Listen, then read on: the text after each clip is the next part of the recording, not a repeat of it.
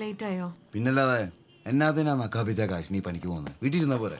ഇത്തരം വർത്താനം വേണ്ട വിവേകെ, ഞാൻ എപ്പോഴും പറയാറുള്ളല്ലേ. ഓ വിട്ടു. ഞാൻ ഫുഡ് കൊടുത്തേച്ചും അമ്മ കഴിച്ചില്ല, നീ വരട്ടെന്ന്. അതെന്താ വിവേക് ഫുഡ് വന്നിട്ട് മമ്മ കഴിക്കാനേ? ഓ, അയാൾ എന്തിനാ ബുദ്ധിമുട്ടിക്കുന്നേ? ജോണച്ചായ ഉണ്ടായിരുന്നു ഇവിടെ. നിനക്കൊരു കുപ്പി ബീർ വാങ്ങിപ്പിച്ചായിരുന്നു. ഒരു മൂടിന് ഒരു ഗ്ലാസ് വേണമെന്ന് മമ്മയോട് ചോദിച്ചു. മമ്മയ്ക്ക് അതങ്ങ് ഇഷ്ടപ്പെട്ടില്ല. മമ്മയുടെ അവസ്ഥ വിവേകിന് അറിഞ്ഞൂടെ? അപ്പോഴാണോ ഇവക തമാശ? മമ്മ ഒന്ന് റിലാക്സ് ആയിക്കോട്ടെ എന്ന് വെച്ചു. വേണ്ട, ഞാനത് അപ്പോഴേ വിട്ട്. ഇത് മമ്മയ്ക്ക് വേണ്ടി ഞാൻ ഉണ്ടാക്കിയതാ, ചിക്കൻ സൂപ്പ്. അതെങ്കിലും കഴിക്കാൻ പറയാം മമ്മയോട്.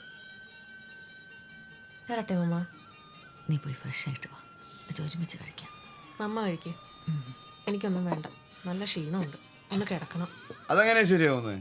ഡാനിക്കും കൂടി വേണ്ടി ഞാൻ ഫുഡ് ഉണ്ടാക്കി. കുളിച്ച് ഫ്രഷായി നല്ല കിടുവായി വന്നേ.